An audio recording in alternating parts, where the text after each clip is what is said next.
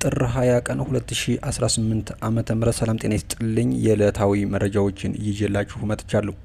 አፍባን የአማራ ፋኖ ብሔራዊ ንቅናቄ ራሱን እንደ የአማራ ሕዝብ ብቸኛ መከታና የትግሉ የበላይ መሪ አድርጎ ቢሰይምም ዛሬ በጠለብት ግንባር እየተያየ ያለው ክስተት ግን ድርጅቱን በታሪክ ሚዛን ላይ አቁሞታል። የአማራ ክልልን ለመውረር የሚደረጉ ዝግጅት የትግራይን ወጣት ለዳግም እልቂት የሚዳርግ ነው።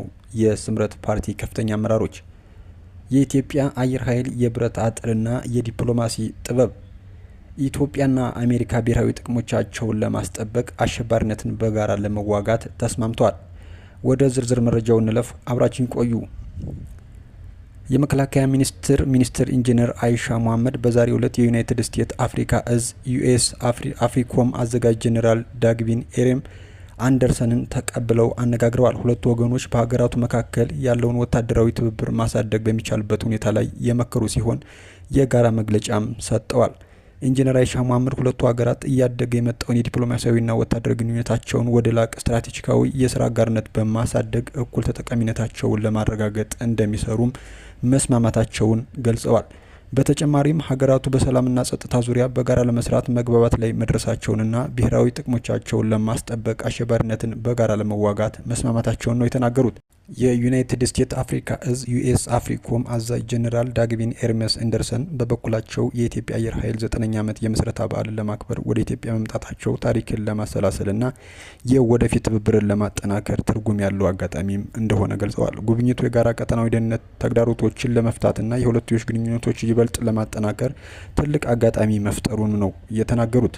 ወደ ሌላኛው መረጃችን ስናልፍ የኢትዮጵያ የብረት አጥርና የዲፕሎማሲ ጥበብ ታላቁ ድል ሳይዋጉ ማሸነፍ ነው ይላል ታዋቂው ወታደራዊ ስትራቴጂስት ሰንዡ። ይህ ድል የሚገኘው ግን ጠላት ሊያሸንፍ እንደማይችል በተረዳበት ቅጽበት ብቻ ነው። ዓለም በሕግ ብቻ ሳይሆን በኃይል ሚዛን የምትመራ መድረክ ነች። በዚህ መድረክ ላይ ብሔራዊ ጥቅም ያለ ጠንካራ መከላከያ ኃይል ሊሳካ የማይችል ባዶ ምኞት ነው።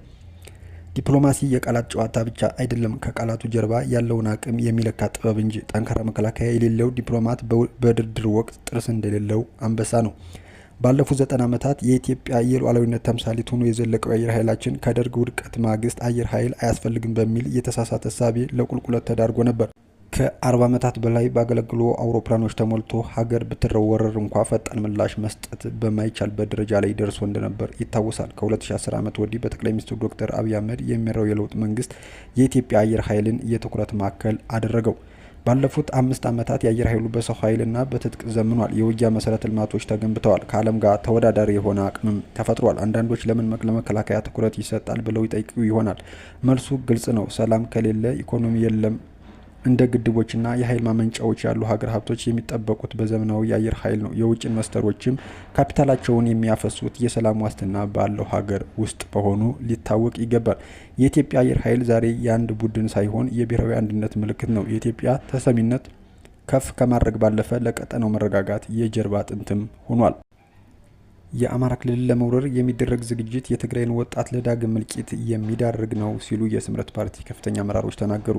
የስምረት ፓርቲ ከፍተኛ አመራር የሆኑት አቶ ጣዕመ አራዶም የአማራ ክልል ለመውረር የሚደረገው ወታደራዊ እንቅስቃሴ ፍጹም ጸረ ሰላም መሆኑንና የትግራይን ወጣት ለዳግም እልቂት የሚዳርግ መሆኑንም የስምረት ፓርቲ ከፍተኛ አመራር አጋለጡ። አቶ ጣዕመ አራዶም ዛሬ ጥር 20 ቀን 2018 ዓ.ም በህወሓት የጦር አመራር ወዲ አመበታይ የሚመራው የታጣቂ በሰሜን ምዕራብ ትግራይ ላይ ጸለምት ወረዳ የጀመረው ግጭት ቡድኑ ለሰላም ያለውን ንቃትና የጦርነት ጥማት ያሳየበት ነው ብለዋል። የፓርቲው አመራር በሰጡት ዝርዝር መረጃ መሰረት ይህ ጸረ ሰላም ቡድን የአማራ ክልል ያዋሳይ የሆኑትን በዋጃና አበርገል አቅጣጫዎች ዳግም በጦርነት ለማስነሳት ሰፊ የሰራዊት ስምሪት ማድረጉም ጠቁሟል።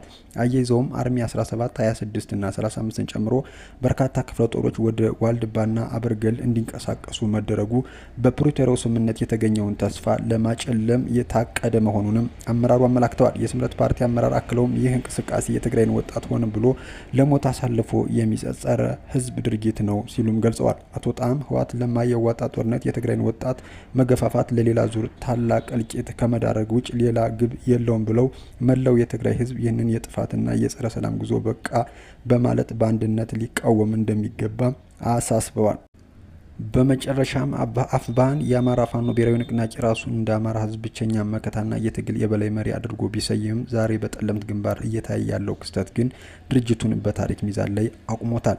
10,000 የሚጠጋ የተነግ ሰራዊት ተከዜን ተሻግሮ የአማራን ርስት መሬት ሲወር አፍባን የመረጠው ፍጹም ዝምታ ተራ ቸልተኝነት ሳይሆን ድርጅቱ ከመጀመሪያውኑ የአማራ ህዝብ አጀንዳ የሌለው መሆኑን ያረጋገጠበት የታሪክ ጠባሳ ሆኗል።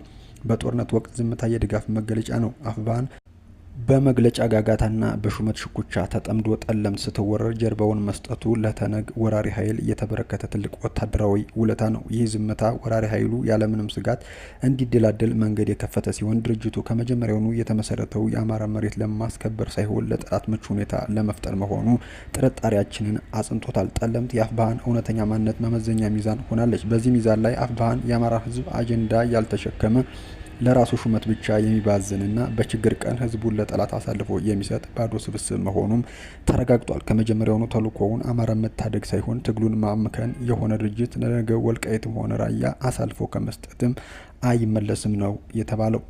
ውድ የቻናሌ ቤተሰቦች ለሰዓቱ ይዤላችሁ የመጣው ዕለታዊ አዳዲስ መረጃ ይመስላል። በሌሎች መረጃዎች መልሳለሁ። መልካም ጊዜ